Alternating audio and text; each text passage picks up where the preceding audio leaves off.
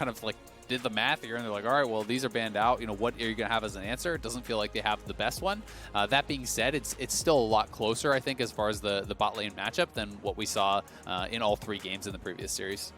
This is exciting. I'm always a huge fan of teams that do a bunch of draft prep and come out with exciting picks. It's Golden Guardians and Damonte pushing TSM into Bjergsen, saying, don't worry, this man loves his assassins. Let's bring out the Ekko. It's a good pick. You ult the ult, and you're going to be really happy. And on the other side, maybe the single strongest support in League of Legends right now is Lux. Yes, this is still 10-16. The small shield nerfs are not in on this patch. She's still very good in 10-17, probably still pickable in pro play as well. But Lux is an absurdly good pick down to the bottom lane. Says, go ahead and answer with Karma. Your solo Q win rate's like 8% lower than mine. Like, we're good here. This is a stronger champion overall.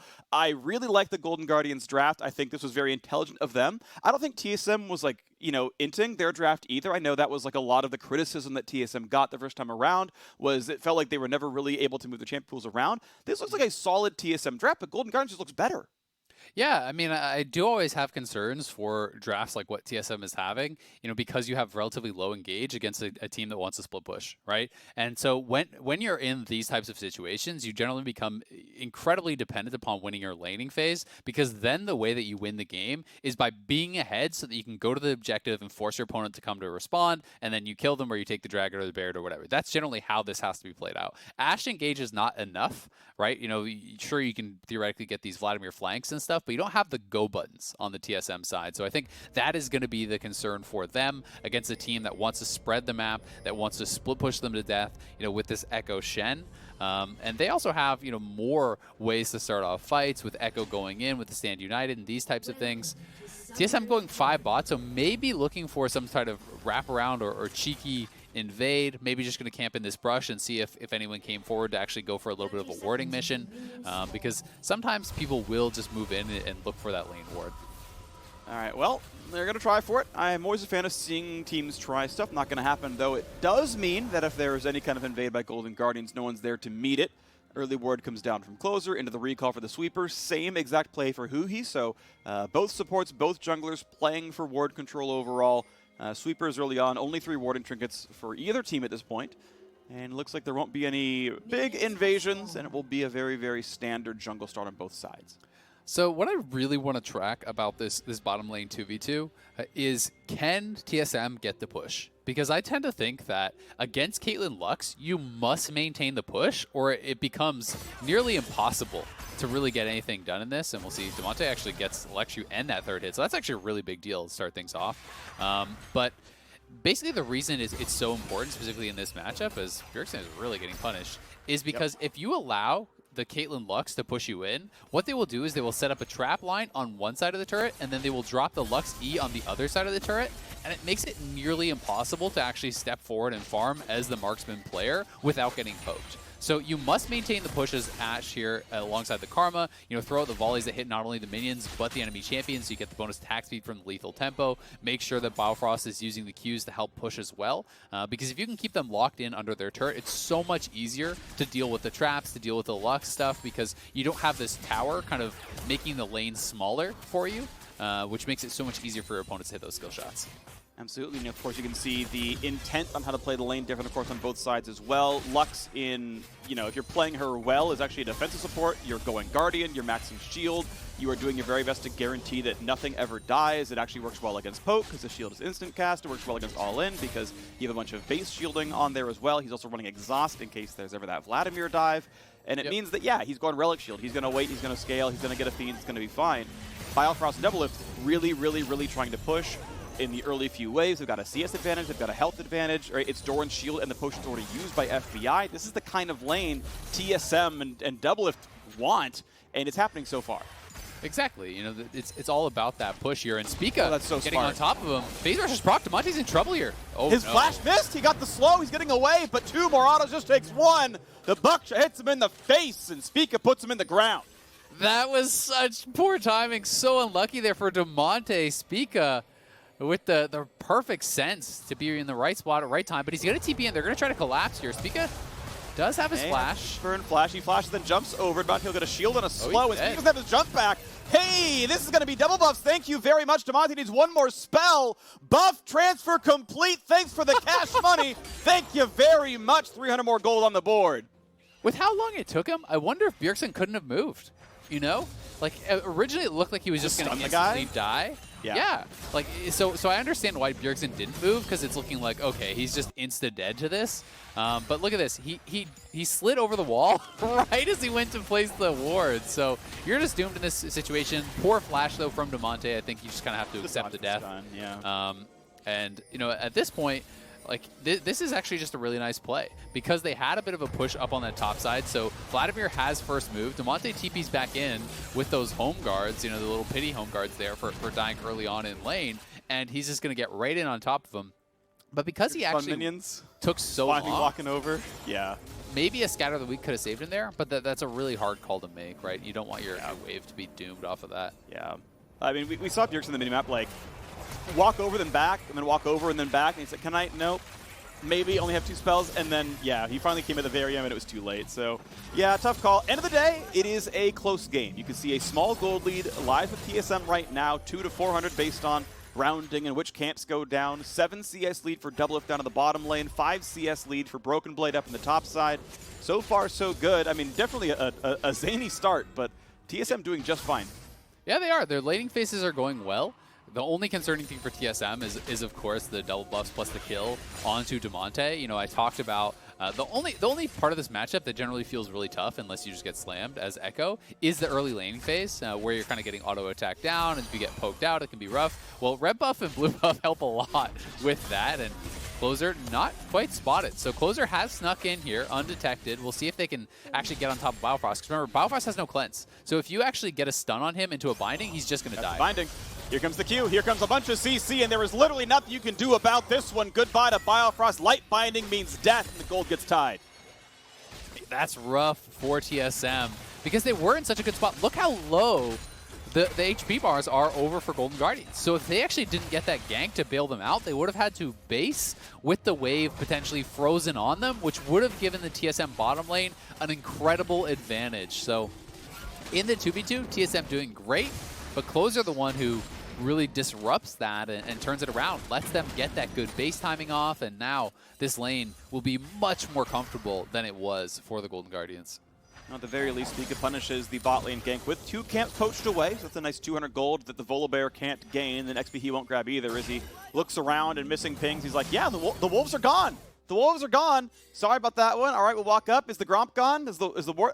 There's a ward. Oh, Closer. He missed the ward, but he sees the Gromp is gone. He knows where the Graves was. It's going to be a recall on the top side, but hey, double longsword and boots. That's going to feel pretty comfortable. Spica is certainly very powerful in this game with first blood and a couple extra camp lead.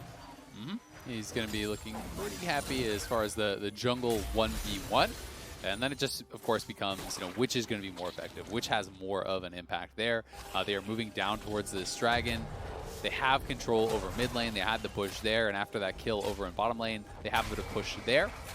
So we'll see if they're going to be the ones to make the first move. Closer is spotted over by that dragon, and we'll have to find out if TSM can regain the push here in this bottom lane 2v2. All right, well, minions going back and forth, minions getting dropped down. We'll see if the Drake ever does get attacked right now, as a defensive control ward will eventually be swept, but right now Biofrost is holding that one. Mid pushed in by Damonte. DoubleLift helped him have lane control for a while, but those have since timed out. Easy last hit with the Relic Shield, and that means the squad comes down. A Moby's Rush for Huhi. Easy BF Sword recall on both sides for the AD carries, doubled with a Longsword in there as well, so the Essence Reaver build. I like it about the same as Ruin King, honestly. It makes you a bit more of a spellcaster. It also means if your opponents have a lot of healing and shielding, you can actually still deal damage, because a 10% health tank just doesn't take damage from Ruin King anymore, and it feels like really bad trying to kill them off when they're just getting a Lux Shield, and you can't break that anymore. So there's something said about not doing Ruin King. End of the day, Bjergsen is going to just get to stop Damonte's recall, but that means they're trading back and forth. It's a lot here. Oh my gosh, Bjergsen is running low on health. Could this be a kill without flash just outside the stun? Damonte just going to clear the wave and get out. Bjergsen barely skirting out of that outside of that stun. If that was me, I flash 100%. I would have been pretty scared about that actually landing, because that looked like his His little pinky toe was still inside the stun. We'll see if they can catch him here with a stun. Nearsighted flash. Cute. Ooh. Yeah, if he didn't dodge that ult, that was going to be a death, so he has to get the Shen ulti out. It's not going to hurt that badly for Hauntzer. His wave's in an okay spot, but it's actually pushing away from him. It's going to push away from him, so it actually is pretty bad. Because that's going to stack on his side. And look at this combo. Biofrost in trouble. And that is the combo that you can kind of pull off here with Lux. And generally speaking, when I see this in Pro, what the Luxes will do is anytime they land a stun, like anytime they land a root or a trap or whatever, they'll just actually use the ultimate. It's a relatively low cooldown, and you can just use it for lane control. You're not building full AP, so it's not like the one-shot style of Lux. You know, this is Relic Shield generally straight into support items. So it's more about getting control there, more about getting that poke. TSM do spot them over here on this Rift Herald, but Bjergsen isn't there yet, so Broken Blade's just got to kind of run away, and I think they need to see this. All right, Herald will be grabbed at 9 minutes, 12 seconds in. Plenty of time to drop that somewhere and give a lane some extra gold from turret plates. Hauntzer going to knock down a ward. New Trinket comes down, so Broken Blade knows there's a gank path right now. And right now the top laners are pretty equal in farm and pretty equal in XP, as they are both level 8, ruining the synergy of the 7-7 and the CS department. That's okay. Give them 10 CS, it'll be prettier again. And regardless, around recalls come through again as Berserker Greaves come in for FBI. DoubleLift will match that before too terribly long, as you don't really want to lane with an item disadvantage, even if it's only Berserker's Greaves.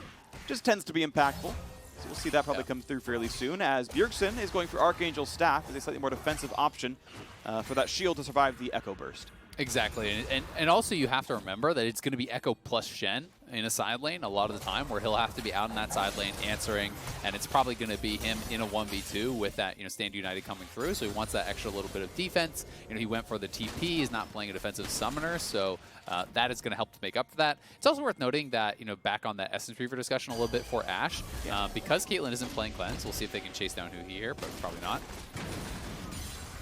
So yeah, because FBI isn't playing Cleanse, like that is where they're going to actually look to attack it. It's interesting because generally speaking, the Caitlyn's will take Cleanse, you know, in this matchup, and I've heard, you know, some of the reasoning for going Essence Reaver specifically against Caitlyn is actually to tax the Cleanse cooldown.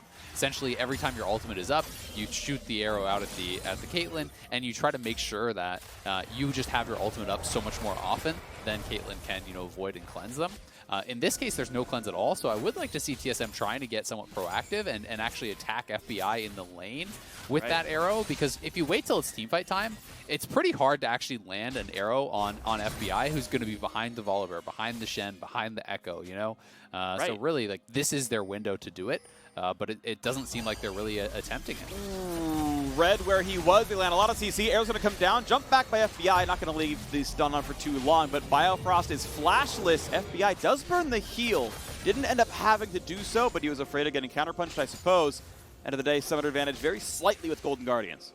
Yep, another nice binding there from Huhi, and this is, again, what I was talking about, where anytime you land a binding, you just ult it. You just say, all right, great, we have lane control, because if you can land that binding into trap, into ult, all the stuff hits, you can potentially 100 to 0 someone. In this case, DoubleLift had a good counter ultimate, so he actually, you know, arrowed FBI, which is, I think, what spooked FBI into using his heal there defensively. But, you know, that also bought time for Biofrost to get out of the binding, so that the trap wasn't actually layered. But because of the gank, because of the last couple good bindings from Huhi, it is now the Golden Guardians bottom lane who seem to have regained the push, and they're the ones really on the offensive here. Monte not going to find the stun just yet, but that means that the Volibear certainly will, and Bjergsen's days are numbered. 18 seconds, 30 actually now till he respawns. Yeah, Bjergsen going down very quickly there. Spica should be able to defend, but the Rift Herald's going to drop, so there will at least be 3 plates off this turret. He would have had the early flash. We'll see if Broken Blade wants to try to set up the dive. Now Hauntzer's definitely going to have to back it up, but Volibear is moving up here, so Broken Blade will have to be at least somewhat careful. Yeah, I mean, definitely some damage in the top side, though, as well. Of course, Hauntzer down to about 1/3 HP, and he's not too far away from, you know, one-shot capability from Broken Blade. You can see, I believe he's bleeding plates down there as well, if I can read that properly. 2, I believe, are dead up there, so that's 300 gold above just the 7 CS difference. Broken Blade, as we mentioned, right, he got counterpick. He's supposed to be difference maker in this game. We have seen Vlad's carry team fights, and it can be very hard as a, you know, low MR AD carry or, you know, anyone else to just survive Vlad burst in the late game. But right now, I mean, this is Golden Guardians again on the Dragon, and I feel like, you know, TSM needs to be the ones that are actually stacking Dragons to really have much chance in this game, because they're the ones that are really low on engage. They're the ones that are hurting for the win conditions as far as that is concerned. So the fact that Golden Guardians actually are the ones to get the first 2 dragons means TSM will not be able to force them to come fight them at an inopportune time. Because even if TSM grab, say, the next 2 dragons and they challenge to the next, whatever, you are now pushing back a potential TSM soul so late in the game that there's no pressure for Golden Guardians to ever pull out outside of their split push, right? They can afford to give up 1 or 2 dragons before they care at all. Right, and it allows time. It allows Golden Guardians 20 straight minutes of split pushing as a result, right? That's the end game is, well, we took Infernal Drake number 1. Okay, we took your inhibitor turret. We took Infernal Drake number 2. We took your inhibitor. We took Infernal Drake number 3. Well, your next turrets are gone. It's like, well, at what point does Golden Guardians have to care? Is Infernal still better than Nexus? No. So that is the funny version of what you're talking about for, you know, the people with smaller brains like me who can understand. But Broken Blade is still farming up nicely. He is doing an early Spellbinder, it looks like, which is cool after getting the early CDR. Then goes to the raw AP stack. That'll be fun to look at later on down the line. And of course, getting to jam Qs means you're invincible in the entire laning phase. And Hauntzer currently down a level, tries to wave clear under turret, and, you know, yeah, that turret's at, 15%. But look at everyone coming top. 4 members from Golden Guardians up here on that top side. Broken Blade will be able to back it up. But yeah, this is a fairly standard Vladimir build, but it is interesting because I think more and more people these days are actually trying to skip some of the early CDR, like the Kindle Gem, and just go straight towards more raw AP. I've been seeing a lot more people in solo queue do things like they just go the Fiendish Codex and CDR boots, and then they go straight into Spellbinder Deathcap, or Deathcap Spellbinder, whatever, to just get raw AP so that they can threaten the one shot on the backline. So when that team fight comes and you can flash on the Caitlyn and just try to absolutely delete them. This does make your laning phase a lot easier when you go for these type of components, but then it's a question of, do you need the extra laning phase power? Ooh, another bind's going to land. No ult this time on a Spica, though it was up from cooldown. Decided it's not going to be important in this case. It does a Merc Treads. End of the day, Spica walks away, not losing too much. Saves the warp. You can see Broken Blade is 2 autos away. Anytime you see the dash, just, hey, go into Sanguine Pool, land a couple of spells, and now could this be a real trade? Broken Blade, Empowered Q, deal some damage. And I don't believe at any point in time Broken Blade has used the ultimate. He's just sitting there, holding every cooldown he could ever need, ensure that he can get a small farm lead over Hauntzer and slowly whittle down that turret in a pretty much untouched top lane matchup. Solo first turret goes to Broken Blade. It's really well done by Broken Blade, and I do think that Hauntzer took kind of the more cautious item build, because if you want to try to defend your tower, you can actually rush towards Tiamat and then have the wave clear to do that much more effectively, but you are also more at risk of getting dove, right? Because you don't have early MR, you don't have the HP of the Cowl, so he did rush for the Cowl, which made it harder to kill him, but easier to kill his tower, and that's kind of the decision that he did take. We'll see who gets this smite. Fight over this one. Herald is going to be stunnable and smiteable, and it's going to go to Spica. Nicely done there. He's going to grab that one, no problem. Brook to the back line. Big shields and FBI going to keep him safe. Knocking it out of Hemo Plague, and how about a re-engage? Is there one? Bjergsen on the side. Ult is going to come across. Damage more towards Broken Blade, but he has a ton of healing and a ton of damage. Hauntzer is running out of health. And DoubleLift is on the scoreboard with 1. Now the re-engage comes through, and they knock down the top laner, but it's a 4v4. Big Q going to come across. A stun. Looking towards DoubleLift. Not going to catch him as yet, but the root. It is a stun, but it's not enough. As Bjergsen cleans up a second kill and a third as well. TSM take that team fight, and Golden Guardians forced to run. TSM getting a huge fight there. They even got the Rift Herald, as Golden Guardians coming in so heavily to trying to kill off that Vladimir. The taunt flash from Hauntzer critically missing onto Broken Blade. And as they all go into the pit to try to take down this Vladimir, TSM wraps around on them with 3 members, and Spica just hops right back over the wall. They get shredded. Went from basically a dead even game to a 3,000 gold lead here for TSM. Bjergsen grabbing a couple kills for himself, and we all know how dangerous his Syndra can be with the lead. Over a 70% win rate on this champion all time. Yeah, TSM looking really good now. 3,000 gold up. Analyst Escall predicted that Golden Guardians would still win the run back, just a closer series than last time. 3-1 or 3-2 based on who you ask. TSM, though, seeming to have corrected? I don't know the past tense of righted. Maybe it's righted. They're doing better. They're doing better. The wrongs have been written. my brain keeps going written. That's the past tense of right, but it's the wrong right. All right, they've left Golden Guardians in the dust now as a 2.8 thousand gold lead comes in. We find more antonyms in the thesaurus, and let's move on forward. As Closer's going to knock this one down, no problem. TSM's a bunch of MP turners this game. They can look either way, no problem. All right. So this next dragon, this feels like where TSM really needs a challenge. I don't think you can afford to just give up 3 straight dragons over to Golden Guardians. And it's just such an incredibly high risk then of one mistake equals soul, and that's generally like pretty game ending. So I want to see if TSM can now, with this gold lead, take this dragon. It feels incredibly important for them to be able to do. And Damonte going to take a little bit of a poke on that side. It may come down to the smite fight here. Golden Guardians does not look like they're posturing to actually fully commit to the fight, but they do look like they're going to try to go over and combo it. Ooh, that was a nice one. It's picked up by the damage of FBI. The laser, the Q snipe, and Closer was there for good measure. I'm not even sure either jungler got the smite or it was slightly early from Spica. I couldn't quite tell which. The replay will tell us. But that is now soul point, infernal soul point for Golden Guardians. That was really well done from Golden Guardians. Closer didn't even smite. I think Spica did, but this is just a really high damage combo. This is actually really intelligent. If Golden Guardians feel like, okay, we can't actually win out on this fight, so they try to combo it. Lux E, Lux ult, Piltover Peacemaker, and Smite, that just gets burst down from actually a very high amount of health there. Yeah. Really well done by Golden Guardians. Of course, it looks a little bit silly, but it's like, if Spica didn't use his smite, and a split second later, Closer's going to smite it. So Golden Guardians, honestly, that feels like much more of an outplay than a misplay. And that is the risk of giving up those early dragons. Now you're in this spot where you have to contest from now until infinity. They started with the first 3, and if they get just one steal or one pick before a dragon, it could be game ending. All right, well, Golden Guardians are down in money, and I will point out, we don't talk about it very much because the numbers are a lot smaller here, but the dragons that you pick up themselves are worth, some level of intrinsic value. It's, I think, what, 4 or 5% more armor and magic resist, and like 4% more attack damage and ability power. Like, that is some number of gold worth of stats, which shrinks the gold lead slightly. Obviously, the soul is the really important one, which is more like, 800 gold per player in a lot of cases. But, a small increment here, which keeps the game a bit close on the scoreboard. TSM, though, in general, have been winning fights, have felt like they've had somewhat control of the map, so I want to see if they can keep this going and get a clean Drake next time. Yeah, and that's going to be the challenge, right? And, well, not quite able to stop that in time, but... this is always the risk, right? And there's kind of a couple different schools of thought. Generally speaking, everyone agrees the game right now is about Dragon Soul, and then it's just how do you want to get towards it?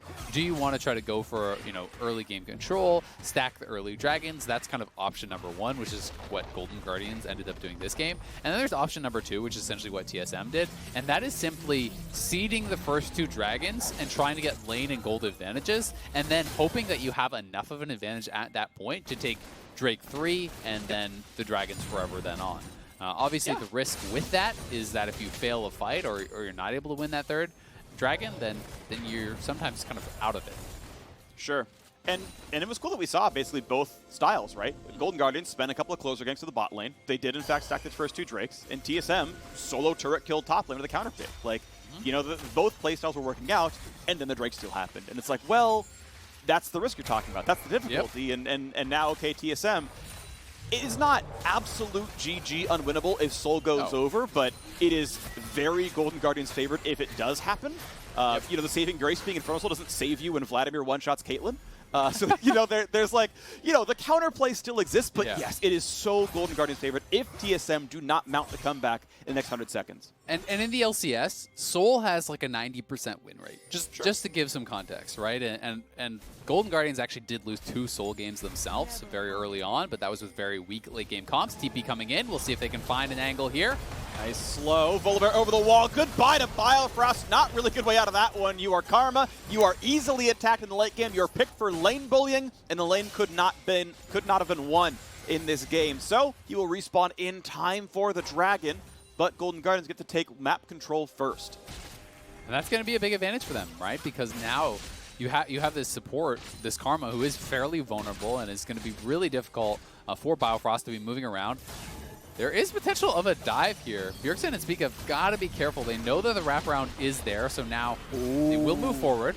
And here comes the Vlad flank. Here comes the big play. Shen ult over the top as well. A lot of burst damage. FBI is trying to run away. Again, the shields are coming in. He's trying to stay alive. Just barely the shields for Huhi, and they can't quite kill him. FBI on a sliver of a fraction of a point of health walks away, and now this is a temporary 5v3 as Biofrost rejoins the fray in a second. But a 5v4 can still be tough. The health bars are low on Golden Guardians, and TSM are chasing them out of the jungle. This is really smart. They're trying to stop them from basing before the Dragon. This is exactly what TSM do need to do. If you can keep them around here, they won't be able to reset, but Damonte looking over the wall here for Spica. And for damage on a Spica, when does he get to ult out? His health bar is a bit low, heals back over 500, and the respawn coming in fairly soon. Broken Blade's alive in 12 seconds, same time as the Drake, and he can run back across the map. Closer trying to heal up on the jungle camps. TSM are healthy, and despite losing their top laner, TSM have wrested control of the jungle and are poised to take the Drake.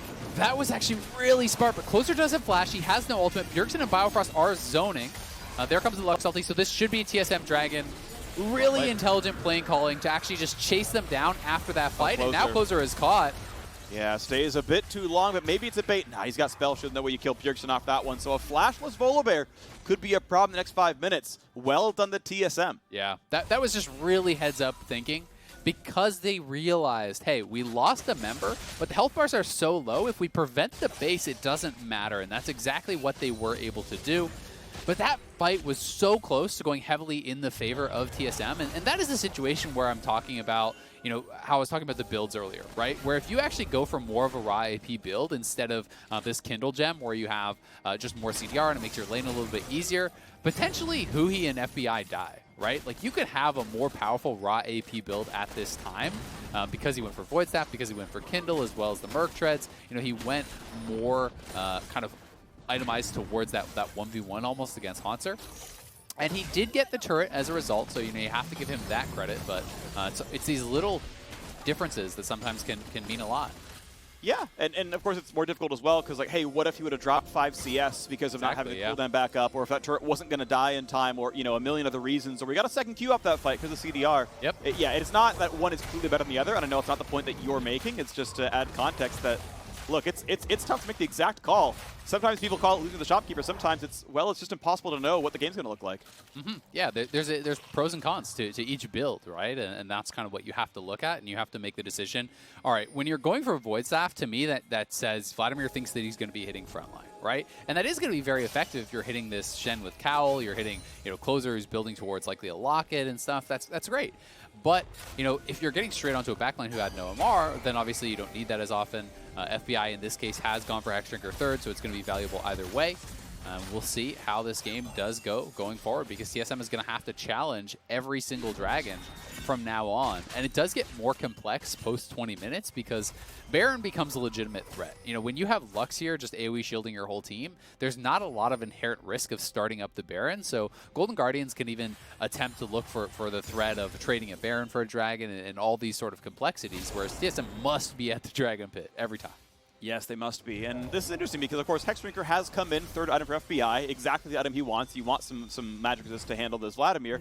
And the Void Staff is already there for it. He's like, look, I'm expecting Hexdrinker Death Dance from every AD carry in a game with Vladimir, so I'm just going to preempt that, get this item now, and then be ready to go. And so I don't know the exact math on if Death Cap or Void Staff is better per gold against a Hexdrinker.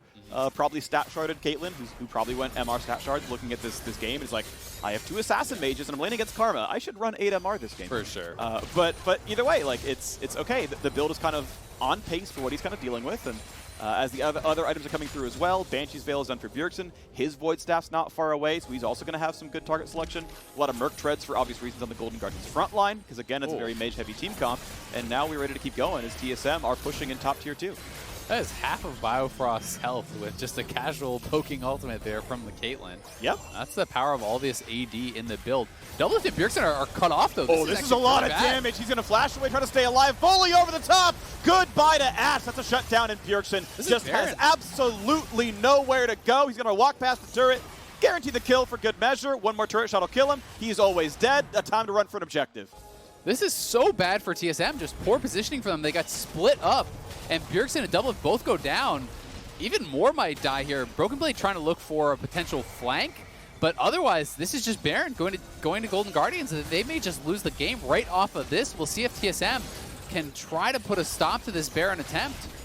And they got to make sure Spica can't get in for the smite. He's going to have flash in about 2 seconds. He has smite right now, and they reveal it. They know what kind of health is that. Okay, 6k health. We've got a little bit of time still. Huhi's not hitting. Damonte's not hitting. It's really only one carry dealing damage, but they're zoned out, and look how far back Spica is going. no one's going to try to steal. And look at the Drake timer. 45 seconds, instant 5-man recall. Pick your items up, grab elixirs, time to fight for Infernal Soul. Exactly. I think the elixirs call is actually really smart here because this is potentially game-ending damage here when you get the Baron, plus if you can grab this soul as well. So here it is one more time. And TSM just split up. You know, Biofrost is running out of there by himself. Spica is running out one way. DoubleLift and Bjergsen tried to go over to the rest of the team, but they get cut off. There's no blast plant there, and I'm not sure that they realized. Maybe on the mini-map, they hadn't seen the blast plant was missing or something, but they should have because Biofrost went out that way. So honestly, just poor communication between TSM as a squad. If anything, they could have just walked straight up the lane together as a 4-man team, and that pick never would have happened. Instead, Golden Guardians gets them both. They get the Baron, and they are hunting for this soul. This is the moment. If Golden Guardians get this Drake, it's almost unlosable. 16. They're diving in for doubles. They can't quite kill him, but he's at 200 HP. That teamfight's going to be hard. Doesn't have a lot of lifesteal overall in this build. Didn't go Ruin King. He's going to try, knock down some of that bottom wave, get a bit of that there. Broken Blade still playing on the flank. He can be the difference maker. He's 16, nice, he has flash. They got to go. Damage onto Damonte. Here comes the play, and it's going to be claimed. Infernal Soul has been grabbed, and here comes the stun to the front line. Look at the kill up. The eye flash to the wall. Hexbreaker pops. Broken Blade's in there. A flash shield. Huhi tries to keep alive, and he frickin' does it. What a team fight there. Golden Guardians get 2 kills, and they get out. FBI refuses to die. Golden Guardians get everything, not even losing a single member. Huhi with the absolute hero play there, flashing in for the shield after the Hexdrinker had been already popped, and now Golden Guardians marching in here with the Baron, with the Soul. They have taken full control of this game. They're going to get mid lane inhibitor for sure, and DoubleLift may just die. There is no way to live through this one. Golden Guardians poised to close out the first game of this series. TSM made them work for it, but Golden Guardians 4 playoff wins in a row over TSM. This best of 5 puts them 1 away from Worlds as they're going to close down game 1. Still 2 more Nexuses to kill, but Golden Guardians pick up where they left off, destroying TSM on Summoner's Rift. What an explosive finish here from Golden Guardians. It felt like TSM was really in this game. You know, they had clawed themselves into a pretty good spot. That Vladimir was online, he's 16, everything's kind of going right for you. One misstep with the poor positioning over by that Golden Guardians blue buff. Golden Guardians absolutely punished TSM so hard. They recognized the mistake that Bjergsen and DoubleLift and the rest of the team had made, immediately kill them off, secure the Baron. They get another dragon here from FBI, by the way. He got 2 of the 4 dragons for their team on the Caitlyn. They don't even lose anyone, and then they're able to just push it in for the win. That game really turned on a dime, and Golden Guardians have got to be feeling so good about the result of that one. And even for TSM fans, I don't think you can be too angry about this one. Obviously, yes, really good steals, some really nice plays by Golden Guardians, but this game was so much closer than the entire last series, right? Biofrost and DoubleLift were winning the lane, but there were some good ganks from closer. The comeback was happening, but wow, what an incredible Drake steal. And okay, Bjergsen and DoubleLift screwed up going out of the jungle instead of out of lane, right? Small mistakes could have been fixed, and that feels more TSM favored once that happens. This game, again, is closer. I would not be shocked to see TSM win a couple of games here or, you know, the next 3 that they need. But either way, a fun series, a very tight series, and Golden Guardians still showing up today, which is exciting to see as well. So it's time for us to take a step away. But when we return this day from Analyst Desk, we'll break down that win.